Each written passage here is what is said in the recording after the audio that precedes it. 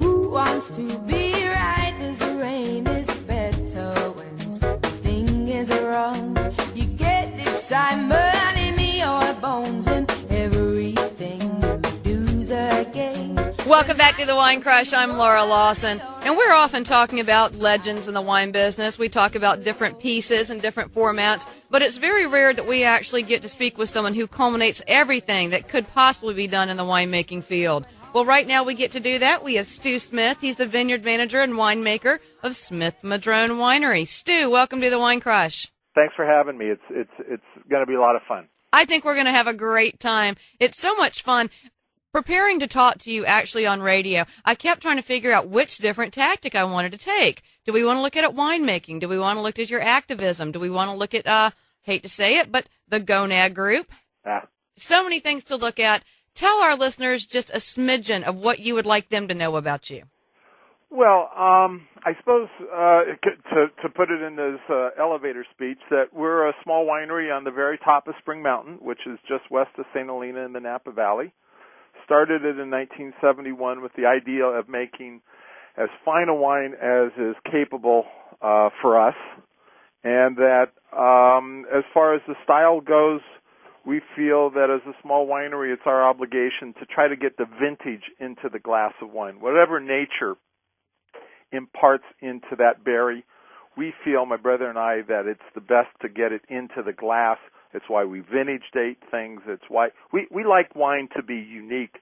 I suppose the antithesis of what I'm saying would be what so many people do with the old cliche of pounding the square peg through the round hole. Exactly, and you have a lot of compatriots around you that like to do that. Yes. I think that's what's most charming to me about what y'all do. You have always been just adamant about letting the ground, letting the vintage, letting the vineyard speak. You don't feel like you have to manipulate things, and that's such a rarity, and it makes your wine such a commodity. Thank you. That's exactly what we're trying to do. We're trying to let the vineyard speak, the grapes, nature, and the idea, again, of this kind of uniformity of style from vintage to vintage is just kind of boring. It is. Hey, Champagne may need a house style, but pretty much after that, everyone needs to let nature take its course. Exactly. Well, you have been so active in everything that's happened in the Valley since the 70s, which most of us kind of revere as the time where it really metamorphosed into what it is today. You were characterized in James Conaway's book, The Far Side of Eden, and, of course, Napa. Tell us a little bit about your history in the Valley. You are truly a character. Give us a defining moment for you. Well, Laura, it's not my fault, as I like to say. I try that over and over again, and it never works for me. And frankly, it doesn't work for me very well either. But it's I keep trying it on, and hopefully it'll fit someday. My background was from Berkeley, and at Berkeley, as I like to say, I was there in the mid '60s, and there was a revolution going on. And everybody snickers or smiles or grimaces, but it was also a food and wine revolution that started in the 60s. As I like to say, roast beef wasn't cooked unless it was gray, vegetables weren't cooked unless they were limp, and exotic cheeses was a Monterey Jack, a sharp cheddar, or a Velveeta. And all of that started to change out of the Bay Area, pardon me, New York. And I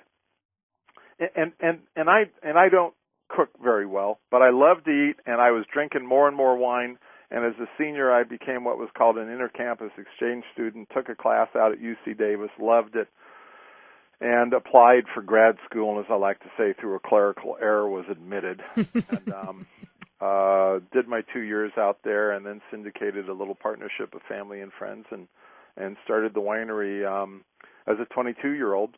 As I like to say, ignorance is bliss. And there's just something in my personality that makes me stand up. I guess I was a Boy Scout. I am a Boy Scout. I was about to say, you're still the troop leader out there, too, aren't you? Yeah. Well, I'm no longer the Scoutmaster. I retired after 8 years as Scoutmaster. Now I'm just an assistant Scoutmaster. But come and go as you please. That always helps. Yeah, exactly. It's kind of like being a grandparent. Yep. You can slide in, slide out, and get them all upset, and then there's someone else's problem. Exactly. And I feel very passionate about wine. I feel very passionate about Napa Valley. I had a lot of people talk to me and say, "What are you talking to Jim Conaway for?" Because he just he'll eviscerate people, and I'm going, "Look, Jim won't know my point of view unless I talk to him, and he may not agree with me, but he sure as hell is not going to get my point unless I talk to him." Well, I like the way you think, and obviously it was interesting. For our listeners, we're talking about the book I like to talk about, Napa, The Far Side of Eden, and Stu actually comes out of this as an anti-hero. Even though he talks, he gets with Conaway. Because you actually spoke to him and took time with him, I think people do really get your point when they read that segment. Thank you. I like to say that Jim and I are friends. We just have a different view of life, and my undergraduate degree is in economics.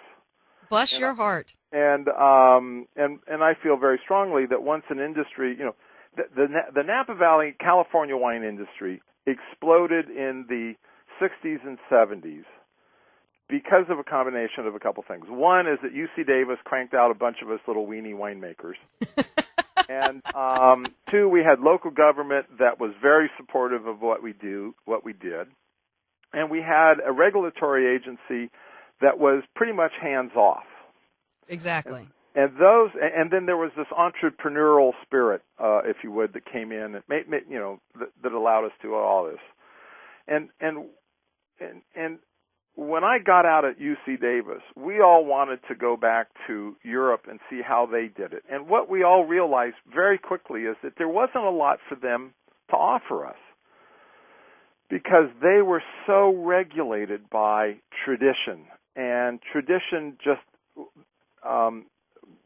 was not good for change. And California got to where it is because of science.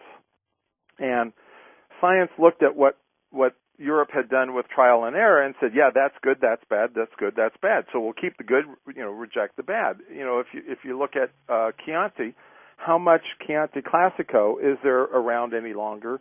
As I like to say, those raffia-covered fiasco bottles was all based on tradition. And the young guys who wanted to make wines that were better really came to UC Davis, came to California, looked around and said, why can't we do this? Why can't we do this? In 63, I think they changed their mind and did. But you're dead on. People over there, whether it's through the laws, whether it's through family tradition, they have to stay in their traces. And I think that's one thing you have done very well, is thrown those off.